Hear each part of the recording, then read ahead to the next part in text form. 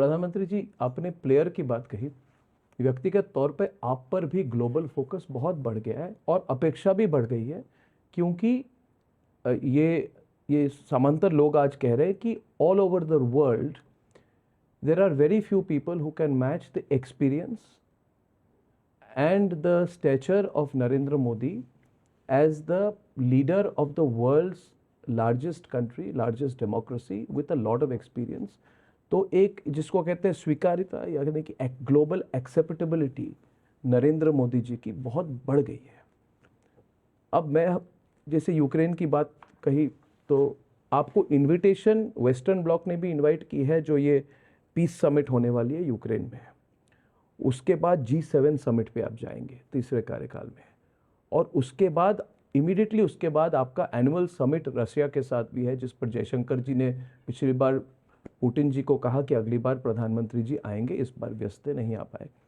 तो एक फीलिंग होती है कि मॉस्को हो या वॉशिंगटन हो या लंदन हो, Narendra Modi can play a role as a very acceptable global mediator on global conflict and issues like this between different sides, या शायद मीडिएटर ठीक शब्द नहीं होगा प्रधानमंत्री ji, to reduce global tension, maybe ये this is a better way of putting it.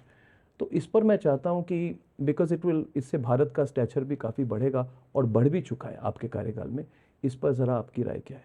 ऐसा है कि एक तो मैं बड़ी बड़ी बातें करूं वो मुझे शोभा नहीं देता है और न ही वो उचित होगा।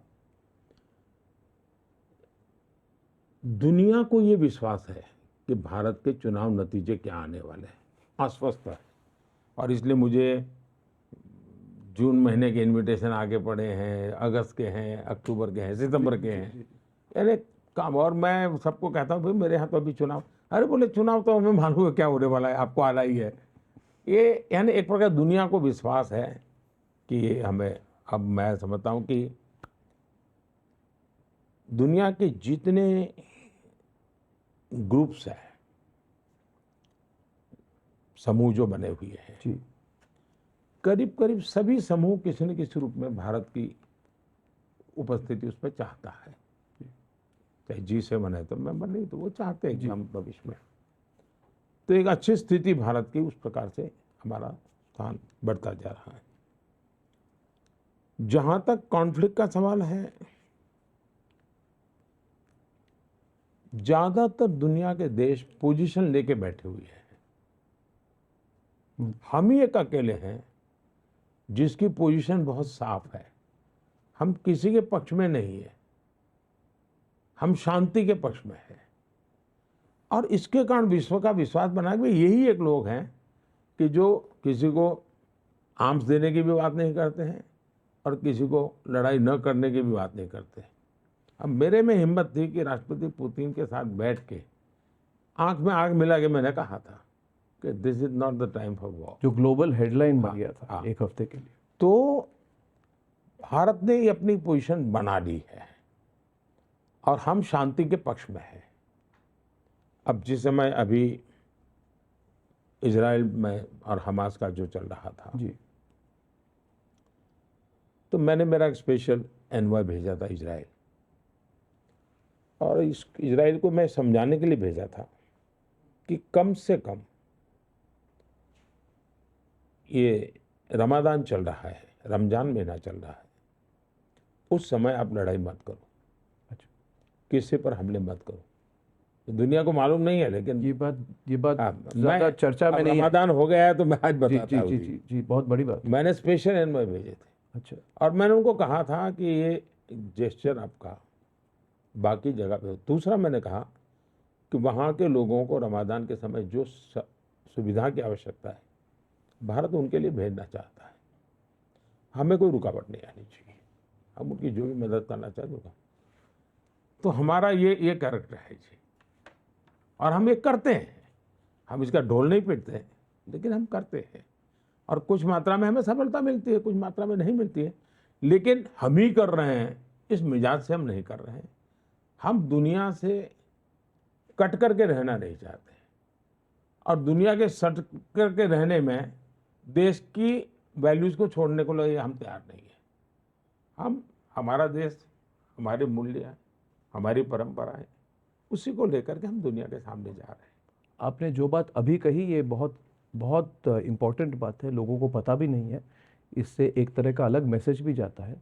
प्रधानमंत्री जी 2014 में मुझे चिंता हो गई थी कि इस बार मुझे लगता है नरेंद्र मोदी जी मुझे इंटरव्यू नहीं देंगे।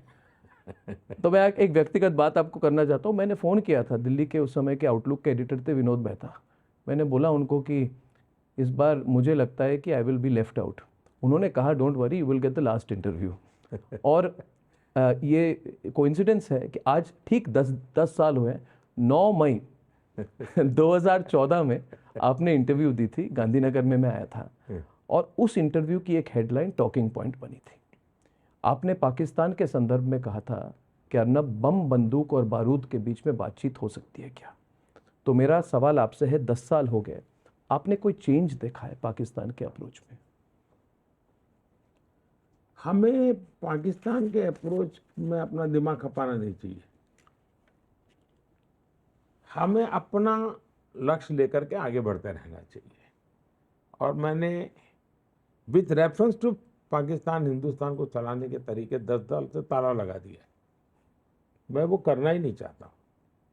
पाकिस्तान, उन्होंने अपना अलग देश 47 में ले लिया हमसे, अब वो अपना करे, भला करे, अच्छा करे, वो अपना 2 टाइम की अच्छी रोटी खा ले, बस। मुझे कोई उसमें समय गंवाने की ज़रूरत नहीं है। हम बहुत आगे निकल चुके हैं और हमने अपना विकास उनके रेफरेंस पर करना ही नहीं चाहिए। हम अपना टाइम खराब कर रहे हैं। हमें तो मुझे तो मेरे देश की नई पीढ़ी का भविष्य देखना है जी। हमें उन्हीं को लेकर के चलना चाहिए।